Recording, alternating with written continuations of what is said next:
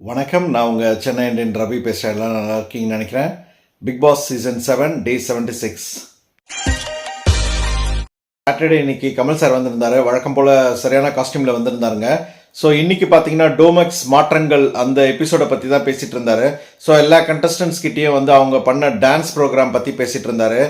எல்லாரையும் பாராட்டினாரு. எஸ்பெஷலி பார்த்தீங்கன்னா விஷ்ணுவை பாராட்டினாரு, விக்ரமை பாராட்டினாரு, விஜயை பாராட்டினாரு. ஆனால் பூர்ணிமாவை தான் ரொம்ப திட்டினாரு. அது என்னமோ தெரியல, பூர்ணிமா வாரம் திட்டு வாங்குறாங்க. அது என்னமோ கவலையாக இருக்குங்க. பூர்ணிமா கமல் சார் எபிசோடில் எல்லாம் வந்து திட்டு வாங்குறாங்க. அதுக்கப்புறமா ஐ எம் சாரின்னு சொல்கிறாங்க. அவங்க அப்பாலஜி பண்ணுறதே பெரிய விஷயமாயிடுச்சு.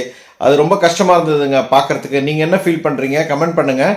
அதுக்கப்புறம் பார்த்தீங்கன்னா இன்னைக்கு மெயினாக விஜயை வந்து ரொம்ப பாராட்டினார். நீங்களே ஒரு டான்ஸராக இருந்து நிக்சனுக்கு விட்டு கொடுத்தீங்க, அது வந்து ரொம்ப நல்ல பண்பு அப்படின்னு சொன்னார். அது கொஞ்சம் கரெக்டாக இருந்தது. அவர் ஒரு எக்ஸாம்பிள் கொடுத்தாரு. சிவாஜி சார், அதுக்கப்புறமா வந்து பாலச்சந்தர் சார், இவங்களாம் வந்து மற்றவங்களை ரொம்ப வளர வச்சாங்கன்னு சொன்னார். ஸோ அது வந்து விஜய்க்கு ரொம்ப சந்தோஷமாக இருந்தது. இன்னைக்கு இன்னும் ஃபியூ வீக்ஸ் தான் இருக்கிறதுனால பார்த்தீங்கன்னா சாட்டர்டேவே எவிக்ஷன் பண்ணிட்டாங்க.